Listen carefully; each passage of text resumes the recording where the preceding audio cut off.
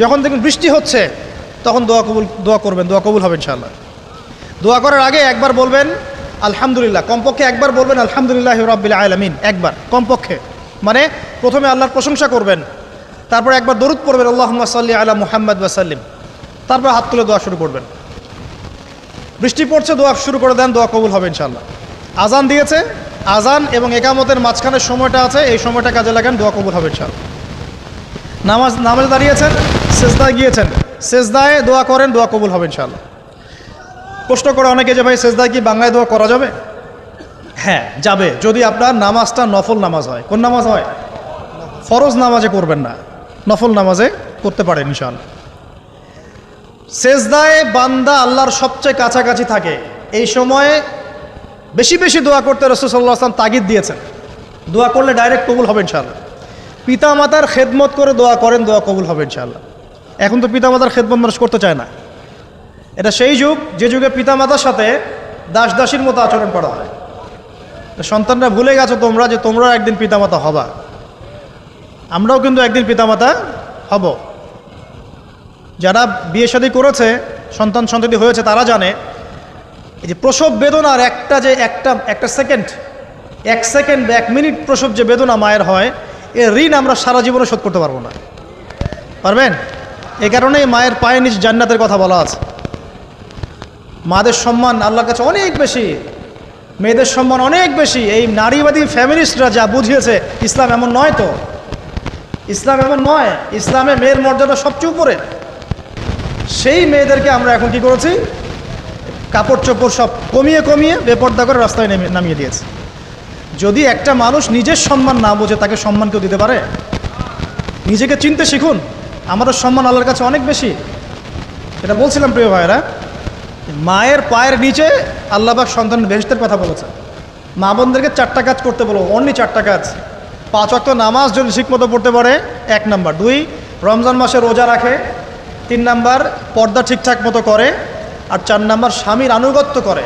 ইনশাআল্লাহ জান্নাতের যে কোনো দরজা দিয়ে ইচ্ছা প্রবেশ করতে পারবে ইনশাআল্লাহ। এখানে স্বামীর আনুগত্যের কথা বলেছি, স্বামীর দাসত্বের কথা বলি না।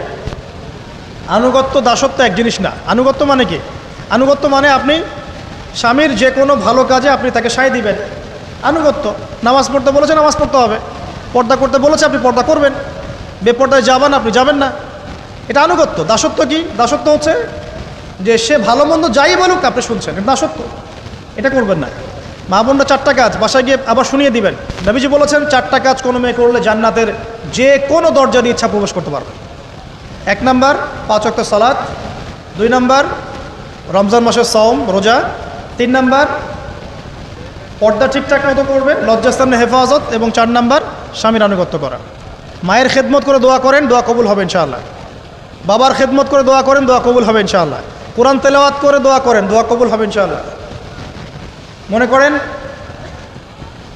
শেষ রাতে উঠেছেন, মানে শেষ রাত বলতে বোঝাচ্ছি এই ধরেন যে 2টার পর থেকে, এখন 2টা 2:30টার পর থেকে নিয়ে ফজর পর্যন্ত শেষ রাতে উঠেছেন। এই সময় আপনি যা দোয়া করবেন ইনশাআল্লাহ কবুল হবে।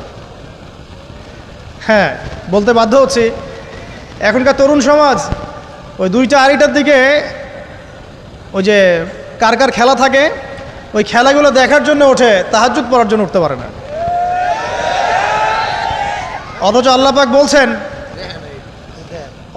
পাক বলছেন কি, যে শেষ রাতে আল্লাহ পাক প্রথম আসমানে নেমে আসেন এবং আহ্বান করেন, কে আছো আমার কাছে কিছু চাইবে আমি দিব, কে আছো আমার কাছে রিজিক চাইবে দিব, কে আছো আমাকে ডাকবে আমি তোমার ডাকে সাড়া দিব, কে আছো আমার কাছে ক্ষমা চাইবে আমি তোকে ক্ষমা করে দিই। প্রিয় যুবক ভাইরা, আল্লাহকে মূল্যায়ন করতে শিখুন। এই সময়গুলোতে দোয়া করলে ইনশাআল্লাহ তাআলা আপনার দোয়া কবুল হবে ইনশাআল্লাহ।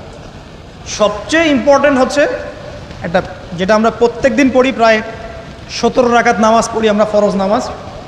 শুধু ফরজ নামাজের কথাই বলছি। এখানে আপনি 34টা সেজদা করেন। 17 রাকাত ফরজ, 34টা সেজদা করেন। প্রত্যেক সেজদায় যদি একটা করে দোয়া করতে পারেন ইনশাআল্লাহ আল্লাহ আপনার দোয়া কবুল করবেন। দোয়া কবুল করার কিছু জায়গা বলে দিলাম, বেশি বেশি দোয়া করতে হবে। আমরা উম্মার অবস্থাগুলোকে বুঝতে শিখব। এখানে এই 3 ব্যক্তি, এটা বলে আমি শেষের দিকে যাচ্ছি, একটু ধৈর্য ধরেন। এই 3 ব্যক্তি পড়ে গেছে গুহার মধ্যে। আমি বলছিলাম জেনা ছেড়ে দিলে তোমার দোয়া আল্লাহ পাক ডাইরেক্ট কবুল করবে ইনশাআল্লাহ। কীভাবে? এই দলিল দিচ্ছিলাম যে তারা বলছে আমাদের তো কোনো আমাদের নেক আমল যা আছে এটা দিয়ে দোয়া করতে হবে, কোনো অপশন তো নাই বের হওয়ার। একজন বলছে যে আল্লাহ আমি আমার পিতামাতার খেদমত করতাম, মাকে দুধ পান না করিয়ে কখনো দুধ পান করি নাই, আল্লাহ এই কাজটা যদি তোমার কাছে ভালো লেগে থাকে আজকে আমাকে এই বিপদ থেকে উদ্ধার করো। এই দোয়া করার সাথে সাথেই এই গুহা থেকে পাথরটা একটু সরে গেল এভাবে। আর জড়বস্তু আল্লাহ পাকের হুকুম মানে, আল্লাহ পাকের হুকুম মানে না খালি দুইটা শ্রেণীর মানুষ, এক হচ্ছে মানুষ আর একটা জিন জাতি। এই পুরো প্রকৃতি আল্লাহ পাকের হুকুম মেনে চলে। আর জড় বলতে আসলে কিছু নাই, যদি আমি বোঝানোর জন্য জড় বলেছি, আল্লাহ পাকের হুকুমে সব কিছু জীবন্ত। এই যে মাটিতে আমরা বসে আছি না এখন, এই মাটি কিয়ামতের মাঠে সাক্ষী দিবে যে এখানে মাহফিল হয়েছিল। হ্যাঁ, ওইখানে বসে তুমি টিকটক করেছ, লেকচার শুনো নাই ভালো করে। একটা মাহফিলে যাচ্ছিলাম, দেখলাম যে এখন স্টেজে উঠি নাই, ওই সুযোগে দেখলাম যুব সমাজ রাস্তার পাশে দাঁড়িয়ে সিগারেট খাচ্ছে, ব্রেক নিচ্ছে আর কি, চা সিগারেটের ব্রেক। হুজুর আসলে আলোচনা শুনবো। তো এখানে এসে যদি আমরা মানে কোরআন সুন্নাহর বাইরে কোনো কাজ করি, এই মাটি আবার সাক্ষী দিবে। এটা দলিল কোথায় আছে? সূরা জিলজাল পড়ে দেখবেন। সূরা জিলজালের মধ্যে দলিল আছে যে আল্লাহ পাকের হুকুমে এই জমিন কথা বলবে ইনশাআল্লাহ, আল্লাহ পাক হুকুম করলে। জি, তো একটু সরে গেল ওই পাথর, তারপরের ব্যক্তি দোয়া করছে, আল্লাহ আমার একজন কাজের লোক ছিল, সেই কাজের লোক কিছু টাকা পেত, টাকা না নিয়ে বেচারা চলে গেছে, আমি ওই টাকা দিয়ে কিছু পশু কিনেছি, এই পশুগুলো কিনে আমি পালন করেছি, অনেক দিন পর সেই ব্যক্তি এসেছে আমার টাকা দাও। তখন আমি বলেছিলাম যে এই যতগুলো পশু দেখছো সব তোমার। সেই লোক বলছে আমার সাথে কি ঠাট্টা করছো?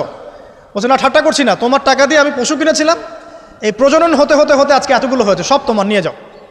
আল্লাহ কলিজা দেখেন, আসলে দান করার জন্য কলিজা লাগে, টাকা লাগে না। আল্লাহর পথে দান করার জন্যে কলিজা লাগে, টাকা লাগে না। আর কিছু মনে করবেন না, আমি বিভিন্ন মাহফিলে যাচ্ছি, এই একটা কমন দৃশ্য দেখি এই কালেকশনের। আমার জানা নাই যে এভাবে নাম লিখিয়ে কোনো কালেকশন নবীর যুগ থেকে হয়েছে, আমার জানা নেই। বরং কতটুকু দিয়েছে এটা গোপন রাখলেই ভালো। কে দিয়েছে, কত দিয়েছে জানানোর কোনো দরকার নাই, দিয়েছে নিয়ে চলে আসবেন, শেষ। আমরা কাকে সন্তুষ্ট করার জন্য দেই? আল্লাহ জানলেই তো যথেষ্ট। কি দরকার জনগণ জানতেই হবে আমি 5,000 টাকা দিয়েছি? এতে আমার লাভটা কি? নেকি উল্টা আরও কমে গেল। উল্টা 7 শ্রেণীর মানুষ, একটা হাদিস আছে, 7 শ্রেণীর মানুষ কিয়ামতের মাঠে আরশের ছায়া পাবে। কিসের ছায়া পাবে? আরশের ছায়া, যে ছায়া ছাড়া কোনো ছায়া থাকবে না। ওর মধ্যে এক শ্রেণী হচ্ছে ওই ব্যক্তি যে এত গোপনে দান করে, তার বাম হাত জানে না ডান হাত কি দান করছে। এই ব্যক্তি আরশের ছায়া পাবে ইনশাআল্লাহ। তো দুনিয়া যদি উদ্দেশ্য থাকে, নাম প্রকাশ করা, জাহির করার উদ্দেশ্য থাকে, বা যদি এমন হয় যে এখানে লৌকিকতা উদ্দেশ্য থাকে, নেকি নষ্ট হয়ে যেতে পারে, সুযোগ আছে, চান্স আছে। তো এই ট্রেডিশনগুলো বন্ধ করলে মনে হয় ভালো হয়। এটা আমার পরামর্শ, বাকি এটা বিবেচনা আপনাদের। আর এই ব্যক্তি বলছে আমি এই সব কিছু দান করে দিয়েছি। দেখেন, দান করতে কি লাগে? কলিজা লাগে, টাকা লাগে না কিন্তু। আসলে দান করতে কলিজা লাগে। অনেক রিক্সাওয়ালাকে দেখেছে আমরা, 100 টাকা দান করে দিল, মসজিদের জন্য দান চাচ্ছে, 100 টাকা দান করে দিল। আর অনেক দেখবেন বিত্তশালী, ঢাকা শহরে যাচ্ছি বনানী গুলশান দিয়ে, দান করতে চাইলে 2 টাকা দিচ্ছে, 5 টাকা দিচ্ছে। এমন হয় না? দান করতে কলিজা লাগে। আর একটা কথা মনে রাখবেন, আপনি যত দান করবেন আল্লাহ আপনাকে তত বেশি দিবেন ইনশাআল্লাহ। ইনশাআল্লাহ আল্লাহ পাকের খাজানা যে এত প্রচুর, আপনি দান করলে কমে যাবে এই চিন্তাই করবেন না কখনো। তবে সবচেয়ে সেরা দান কোনটা জানেন? আপনার প্রয়োজন আছে এখন, এই প্রয়োজনের সময় দানটা হচ্ছে সেরা দান। এবং সবচেয়ে উত্তম খরচ কোনটা? সবচেয়ে উত্তম খরচ হচ্ছে আপনার পরিবারের পিছনে খরচ। আপনার পরিবারের পিছনে খরচটা আপনার সবচেয়ে শ্রেষ্ঠ খরচ। আর দান করে মধ্যম পন্থায়, এমন হবে না যে নিঃস্ব হয়ে গেলেন দান করে একদম, আবার এমন না যে কৃপণতা প্রদর্শন হচ্ছে, এমনও না। মধ্যম পন্থায় দান খয়রাত করবে ইনশাআল্লাহ। আর কিয়ামতের মাঠে মানুষ তার দানের ছায়ায় থাকবে ইনশাআল্লাহ। যে যত দান করবে ওই ছায়ার নিচে সে থাকবে। এই ব্যক্তি সব দান করে দিয়েছিল, যাও সব গরু ছাগল তোমার। তৃতীয় ব্যক্তি, পাথর সরে গেল একটু, তৃতীয় ব্যক্তি, যুবক তোমাকে বলছি ভাই, তৃতীয় ব্যক্তি আল্লাহর কাছে বলছে, আল্লাহ আমার একজন সুন্দরী চাচাতো বোন ছিল, আছে না তোমাদের কাজিন, এবং তাকে আমি খুব ভালোবাসতাম। ওই যে এখন বয়ফ্রেন্ড গার্লফ্রেন্ড ফ্রি মিক্সিং, যেটা খুব ভালোবাসতাম। তো তাকে আমি পেতে চাইতাম, তাই আমি তাকে অফার করি সে বলে যে না, আমাকে 100 স্বর্ণমুদ্রা না দিলে আমি রাজি না। 100 স্বর্ণমুদ্রা। এই মেয়ের অবশ্য অনেক ডিমান্ড ছিল, তাহলে বোঝা গেল 100 স্বর্ণমুদ্রা মানে অনেক। জানেন, এখন তো দেখা যায় 1500 টাকা 2000 টাকা দিয়ে মেয়ে তার ইজ্জত বিক্রি করে ফেলছে। 100 স্বর্ণমুদ্রা, আর কাউকে কিছু দেওয়াই লাগে না, এমনি বিক্রি করে ফেলে। কত প্রশ্ন, কত যে প্রশ্ন আসে আমাদের কাছে যে ভাই বা হুজুর বা ভাইয়া ওস্তাদ, কত জীবনে এক পর্যায়ে ভুল করেছি, এরকম জেনায় লিপ্ত হয়ে গিয়েছিলাম, প্রেম করেছি ইত্যাদি, আমি কী করবো, আমার কি ভালো হওয়ার রাস্তা আছে কিনা, বা আমি তওবা করে ফিরে আসছি, আমি কি এখন বিয়ে করতে পারবো কিনা। প্রশ্নের শেষ নাই। বেশিরভাগ প্রশ্ন এরকমই আসে এখন। আরেকটা বেশি বেশি প্রশ্ন আসে, ভাই উস্তাজ হুজুর, আমার স্বামী পরকীয়া আসক্ত, আমাকে দেখে না, এই হয় সে, এইগুলো প্রশ্ন বেশি। পারিবারিক জেনা কেন্দ্রিক যত প্রশ্ন আসে, অন্য কোনো কেন্দ্রিক প্রশ্ন এত আসা, মানে এই যুগটা কি হয়েছে, মানে মানুষকে জেনা উন্মুক্ত করে দিয়েছে একেবারে।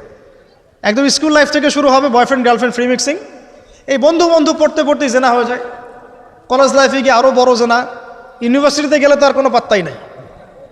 ইউনিভার্সিটির খুব কম ছেলে পাবেন সিগারেট খায় না, এবং খুব কম ছেলে মেয়ে পাবেন যারা এই অবৈধ প্রেম করছে না, খুব কম। এটাকে আমরা প্রমোট করছি আবার। বিশ্বাস করেন শুধুমাত্র সরাসরি সেক্সুয়াল সম্পর্কটাই জেনা নয়, এই মিক্সিংটাও জেনা আল্লাহ পাক বলেছে। এবং এতে করে আমাদের যুব সমাজে অধঃপতনটা হয়েছে, এটা অন্য কোনোভাবে হয় নাই। কারণ সূরা আল ইমরান পড়ে দেখবেন আল্লাহ পাক বলছেন যুয়িনা লিন-নাস হুব্বুশ শাহওয়াতি মিনান নিসা, মেয়েদের মধ্যে ছেলেদের জন্য সবচেয়ে বেশি শাহওয়াত আছে, শাহওয়াত খাহেসাত, এটা সবচেয়ে বেশি আকর্ষণ করে ছেলেদেরকে। সমাজের কাঠামো ভেঙে যাচ্ছে তো, সমাজের কাঠামো ভেঙে। আমরা তো বাইরে ভালো মানুষের লেবাস পরে আছি, দেখবেন বহু পরিবারে পরকীয়া চলছে, জানেন না, ভিতরে ভিতরে। আমরা তো লজ্জা এগুলো বলি না, চোখ লজ্জায় বলি না, চলছে এগুলো এখন কমন হয়ে গেছে। যে ফ্যাশন শোর নামে, বিউটি কন্টেস্টের নামে, এই সেই, মানে অশ্লীলতাকে প্রমোট করা হচ্ছে চতুর্দিক থেকে। রেপ ধর্ষণ দিন দিন বাড়ছে আর বাড়ছে। বাচ্চা কাচ্চা, ছোট ছোট বাচ্চা মেয়ে পর্যন্ত রেহাই পাচ্ছে না। এই কয়দিন আগে একটা মেয়েকে কত পিস পিস করে ভাসিয়ে দিয়েছে একেবারে, দেখেন নাই? কোথায় আছেন? সমাজটা কোথায় গেছে? আমরা ভালো মানুষের মুখোশ পরে বসে আছি। একটা মাহফিল করে কি সব হবে? কনস্ট্রাকটিভ কাজ করতে হবে। তারুণ্যের এই শক্তিটাকে আল্লাহর জমিনে দিনের প্রচার প্রসার প্রতিষ্ঠার কাজে ব্যয় করতে হবে। যতক্ষণ পর্যন্ত আমরা এরকম ভালো মানুষের লেবাস সাজে বসে থাকবো না, আমার ঘরেও ফেতনা ঢুকে আসবে, টের পাবেন না। যখন ফেতনা ছড়িয়ে পড়ে ওটাকে দমন করতে হয়। দমন না করলে ওইটা আমার ঘরেও ঢুকবে তো এক সময়, আমি একা ভালো থাকতে পারবো না তো। আরে দমন করার ক্ষমতা আল্লাহ পাক যাদেরকে দিয়েছেন তাদের উপর অবশ্য ওয়াজিব হয়ে গেছে এগুলো দমন করা। এখন তাদের উপর একটা ফরজ ওয়াজিব হয়ে গেছে দমন করা এগুলা, নাহলে আল্লাহ পাক কঠিন শাস্তির সম্মুখীন করবেন। একটা হাদিস বলে সামনে যাই, শেষ করে গুটিয়ে নিচ্ছি। নবীজি বলছেন একদিন ঘুম থেকে উঠে চোখ ঘষতে করছে লা ইলাহা ইল্লাল্লাহ, আল্লাহ লা ইলাহা ইল্লাল্লাহ। তার স্ত্রী সামনে জাইনাব বিনতে জাহাশ রাদিয়াল্লাহু আনহা, তিনি বলছেন ইয়া রাসূলুল্লাহ, কি হয়েছে, সমস্যা কি? নবীজি বলছেন ওয়াইলুল লিল আরব, আরবদের জন্য ধ্বংস, মিন শাররি কাদ ইখতারাব, কি ভয়ঙ্কর ফিতনা ধেয়ে আসছে। তখন তার স্ত্রী বলছেন ইয়া রাসূলুল্লাহ আনুহলিকু ওয়া ফিনা সালিহুন, আমাদের মধ্যে সৎ মানুষ ভালো মানুষ থাকা অবস্থাতেও কি আমরা ধ্বংস হয়ে যাব? নবীজি বলছেন বালা, অবশ্যই, নাম, হ্যাঁ অবশ্যই ধ্বংস হবে। ইযা কাসরাতুল খাবাস, যখন সমাজের মধ্যে অশ্লীলতাকে ছড়িয়ে পড়া হবে, যখন সমাজের মধ্যে অশ্লীলতা বেহায়াপনা ছড়িয়ে পড়বে, আলেম জালেম সব ধ্বংস হয়ে যাবে। এই সময় এখন আসে নাই? হারাম, একটা সামান্য একটা হারাম ঠুনকো একটা খেলাকে নিয়ে সারা বিশ্ব কি করতেছে দেখেন নাই? কি পাগল হয়ে গেছে একেবারে, কি অবস্থা মানুষের মধ্যে। কে খেলে তারও ঠিক নাই, ওই দেশের লোক আমাকে চিনে কিনা তারও ঠিক নাই, নিজের কোনো ব্যক্তিত্ব গায়রত কিছুই নাই। আশ্চর্য একটা জাতি আমরা। কে খেলছে? ভাবখানা এমন যে আমরা মনে হয় যুদ্ধ করে কাফেরদের সাথে দ্বীন ইসলাম কায়েম করে ফেলছে, একদম ভাবখানা। অথচ এগুলো তৈরি করা হয় কি জন্য? যাতে মুসলিম জাতি একদিকে ফোকাস করে থাকে, অন্যদিকে ওরা তাদের উদ্দেশ্য সাধন করবে। এখন সারা ওয়ার্ল্ডের চেহারা একদিকে ফিরাইছে, এদিকে দেখো, এই যে খেলা দেখো, আর বাকি পিছনে যে কাজগুলা ঠিকই করছে ওরা। দেখবে কি কাজ করছে কয়দিন পরে দেখতে পারবে। পাবলিকলি আমি বললাম না, কারণ বললে সব বুঝবেন না আপনারা, আর সব জায়গায় সব কিছু বলতে নাই। ওদের উদ্দেশ্য ওরা কখনো ভুলে যায় নাই। ওরা চাচ্ছে সারা বিশ্বটাকে শাসন করতে এবং মুসলিমদেরকে দমন করতে, এবং আপনাকে খেলতামাশায় ব্যস্ত রেখেছে। লাচো এখন যুবকদের কোনো হিতাহিত জ্ঞান পর্যন্ত চলে গেছে এখন। হিতাহিত জ্ঞান, তোমাকে এইভাবে চুল কাটতে কে বলছে? তোমাকে এইভাবে চুল কাটতে কে বলছে? এদিকে একদম ছিলে রেখে দিছো, এখানে মাঝখানে উঁচা একটা ময়ূরের মতো রেখে দিছো, মানে এভাবে চুল কাটতে তোমাকে কে বলছে? কে তোমাকে মেসির ফলো করতে বলছে? তোমার জন্য রাসূল সাল্লাল্লাহু আলাইহি ওয়াসাল্লামের বাবরি চুলের সুন্নত নাই? আজীব একটা ব্যাপার। দাড়ি রাখছো, বিরাট কোহলির মতো দাড়ি রাখছো, কেন? রাসূল সাল্লাল্লাহু আলাইহি ওয়াসাল্লামের মতো ছাড়া দাড়ি রাখতে পারো না? আশ্চর্য। আমাদের আদর্শ চিন্তা হবে না? নবী সাল্লাল্লাহু আলাইহি ওয়াসাল্লামের মতো এত সুদর্শন হ্যান্ডসাম মানুষ থাকতে আমি কাকে ফলো করব? যুবকদের পুরো মাথাটাকে ব্রেইন ওয়াশ করে ফেলা হয়েছে এখন। কারণ ওরা জানে খুব ভালো করেই, যুবকরা যদি আল্লাহর পথে ফিরে আসে ওদের সমস্যা আছে, সমস্যা। এই কারণে তোমাদেরকে ভুলিয়ে রাখা হচ্ছে। নিজের জীবনের মূল্য দিতে শেখো। আল্লাহ রাব্বুল আলামিন তোমাকে আমাকে সৃষ্টি করেছেন, আল্লাহ পাক আমাদের হাতে এই দিনের বিজয় দেখতে চান। আল্লাহ পাক চান যেন আমরা আল্লাহর দিনটাকে পালন করি, প্রসার ঘটাই। ইনশাল্লাহ এক সময় দিন প্রতিষ্ঠা হবে ইনশাল্লাহ। আর আমরা যদি খেলতামাশায় মত্ত থাকি তাহলে দিনের প্রচার কে করবে? প্রসার কে করবে? আর সব কি ওলামায়ে কেরামের দায়িত্ব? সাধারণ মানুষের কোনো দায়িত্ব নাই? সবাই এখন এই যে ডক্টর হতে চান, ইঞ্জিনিয়ার হতে চান, ভালো কথা, হন। এবং সবসময় দেখা যায় আলেম ওলামাদের সবার ভুল ধরার চেষ্টা করতে থাকেন। আপনি নিজে আলেম হচ্ছেন না কেন? তাহলে আপনি নিজে আলেম হন না কেন? নিজে একজন মুফতি হচ্ছেন না কেন? নিজে একজন মুহাদ্দিস হচ্ছেন না কেন? এতই যদি ভুল ধরতে পারেন অনলাইনে, আপনি নিজে একজন আলেম হয়ে দেখান না কেন? তারপর দুটো কথা বলেন যাদের সামনে, দেখেন মানুষ কীভাবে রিসিভ করে। কত সহজ এই কাজটা। নিজে কিছু করছেন না, সারাদিন মানুষের পিছনে লেগে আছে। দেখবেন কিছু মানুষ আছে এই মুসলিম সমাজের মধ্যেই, আমি তো লম্বা করে ফেলছি হয়তো বা, মুসলিম সমাজের মধ্যেই কিছু মানুষ ইসলামের লেবাস পোশাক পরেই আছে, কিন্তু এরা মুসলিমদেরকে ছোটোখাটো বিষয়ে ব্যস্ত রেখেছে। হাত বাঁধা, রফুলিয়া দেন, জোরে আমিন, পায়ে পা, এই কিছু কিছু সিলি বিষয়ের জন্য বলছি যে বড় বড় বিষয়গুলো বাদ দিয়ে ছোটোখাটো বিষয়গুলো কিনে উম্মাকে ইখতিলাফে ব্যস্ত রেখে দিয়েছে। ভাবখানে এমন যেন ইসলামের সব বিষয় প্রতিষ্ঠা হয়ে গেছে, এখন এই 4টা বিষয় বাকি আছে। ভাবখানে এমন, অথচ সারা ওয়ার্ল্ডের মধ্যে ইসলাম আস্তে আস্তে সংকুচিত হয়ে গেছে। আমরা কবে স্মার্ট হব? প্রিয় ভাইরা, মনে রাখবেন আমরা সবাই মিলেই মুসলিম জাতি। পলিটিক্যাল লিডার্স আছেন, প্রশাসনের লোক আছেন, আমাদের যুবক যুবতী, তরুণ তরুণী, সবাই মিলেই আমরা এই উম্মা জাতি। আমরা কেউ কারো শত্রু নই, কেউ কারো দুশ্মন নই। সবার মধ্যে ভালো কিছু পাবেন, ভালো নিয়ে নেন, খারাপটা ছেড়ে দেন। উম্মাকে ঐক্যবদ্ধ করার চেষ্টা করেন। এই ছোটোখাটো বিষয়গুলোকে ইখতিলাফ বন্ধ করেন, আল্লাহর ওয়াস্তে বন্ধ করেন। বড় বড় বিষয়গুলোর দিকে ফোকাস করেন। তরুণদেরকে শিক্ষিত করেন, আদর্শ পরিবার করেন, শিক্ষা অর্জন করেন, জ্ঞান অর্জন করেন, বড় আলেম স্কলার হন, বিশ্বকে নেতৃত্ব দেন। পলিটিক্স করলে ভালো করে করেন, যাতে করে আপনার দ্বারা দুনিয়ার দিনের খেদমত হয়, আলহামদুলিল্লাহ। ইকোনমিক্স হলে ভালো করে হন, বিজ্ঞানী হলে বড় বিজ্ঞানী হন, মানে আপনি বড় স্বপ্ন দেখেন। ইয়াং জেনারেশনকে নিয়ে আসেন ইসলামের দিকে, তাদের দ্বারা ইনশাআল্লাহ ইসলামের বিজয় হবে। ওই যুবক বলছে, আল্লাহ আমার এই চাচাতো বোনকে পেতে চাইতাম, সে 100 স্বর্ণমুদ্রা চেয়েছে। 100 স্বর্ণমুদ্রা সে বহুত কষ্ট করে অর্জন করে শেষমেশ ওকে দিল। দেওয়ার পর বলছে এখন আমাকে দাও। এখন সে প্রস্তুত, শুরু করবে, মানে দুজন কাছাকাছি এসে গেছে, এবার সেক্সুয়াল সম্পর্ক শুরু হবে কেবল। এই হওয়ার সময় এই মেয়ে বলে বসছে যে হে আল্লাহর বান্দা, আমি আমার সতীত্ব এতদিন পর্যন্ত হেফাজত করেছি, আল্লাহর দোহাই লাগে আমার সতীত্বটা নষ্ট করো না। কে বলছে? এই মেয়েটা বলছে। এবার এই ছেলে তাৎক্ষণিক সেখান থেকে উঠে গেল। হাদিসে এমন শব্দ এসেছে যে সেই ছেলে ওই মেয়ের মানে মাঝখানে বসে পড়েছে আর কি। ওখান থেকে সে উঠে গেল, উঠে স্বর্ণমুদ্রাও নিল না, স্বর্ণমুদ্রা রেখে দিয়ে সে আল্লাহর ভয় সেখান থেকে উঠে চলে আসলো, জেনা করলো না। সে বলছে, আল্লাহ ওই কাজটা যদি আমি তোমার ভয়ে করে থাকি, তুমি যদি জানো, আজকে এই পাথরটা এখান থেকে সরিয়ে দাও আল্লাহ। আল্লাহ পাক সেই পাথরটা পুরো সরিয়ে দিলেন এখান থেকে। চাক্ষুষ মৃত্যুর হাত থেকে আল্লাহ পাক বাঁচালেন কোন ওসিলায়? জেনা থেকে দূরে থাকার ওসিলায়। প্রিয় যুবক ভাই এবং যুবতীদেরকে বলবো, চারিত্রিক পবিত্রতা হেফাজত করেন, আল্লাহর ওয়াস্তে নিজের জীবনটাকে পবিত্র করেন, দিনের ইলম অর্জন করেন, বেশি বেশি আমল করেন, ভালো কাজে ব্যস্ত থাকেন, সমাজ কল্যাণমূলক কাজ করেন, বেশি ভালো কাজে ব্যস্ত থাকেন। খারাপ সার্কেলের সাথে মিশিয়েন না, ভালো সার্কেলে মিশেন। আলেম ওলামার সাথে সম্পর্ক রাখেন, মাদ্রাসার সাথে একটু যোগাযোগ রাখেন, দিনী হালাকাগুলোয় বসেন। এই অহেতুক ফাহেসা কাজগুলোতে সময় নষ্ট করেন না। কোরআন তেলাওয়াত করেন, বেশি বেশি করেন, দিনী বইপত্র পড়েন। এই যে ভ্রাম্যমান লাইব্রেরিগুলো আছে না, বই পড়েন। আমি বলছি না শুধু ইসলামিক বই পড়তে হবে আপনাকে, আপনি অর্থনীতির বই পড়েন, সমাজবিজ্ঞানের বই পড়েন, রাষ্ট্রবিজ্ঞানের বই পড়েন, জিওপলিটিক্যাল বইগুলো পড়েন, কোরআন সুন্নাহ তো পড়বেনই, শিক্ষিত হন ইনশাআল্লাহ তাআলা। আজ হোক আর কাল হোক আমরা বিশ্বাসী ওই যে যুগটা ছিল, যে যুগে মুসলিমরা সারা বিশ্ব দাপটের সাথে দাপিয়ে বেরিয়েছে আর কি, প্রত্যেকটা ডিপার্টমেন্ট মুসলিমরা রুল করেছে, ইনশাআল্লাহ আবারও সেই সময় ফিরে আসবে ইনশাআল্লাহ। আমরা বিশ্বাস করি আল্লাহ রাব্বুল আলামিন তার রাসূলের মাধ্যমে জানিয়েছেন যে ফিতনাময় পরিবেশটা চিরস্থায়ী হবে না। এখন হয়তো ফিতনা চলছে, কিন্তু এরপরে আসবে ইনশাআল্লাহ তাআলা আল মাহদির যুগ। কার যুগ? ইমামুল মাহদির যুগ আসবে ইনশাআল্লাহ। তারপরে ঈসা ইবনে মারইয়ামকে আল্লাহ পাক পাঠাবেন এবং যত দুশমন আছে ইসলামের সবার সাথে সরাসরি ব্যাটল হবে, হাদিসে বলা আছে, কিছু করার নাই। এবং সেই যুদ্ধগুলোতে মুসলিমরা জিতবে ইনশাআল্লাহ।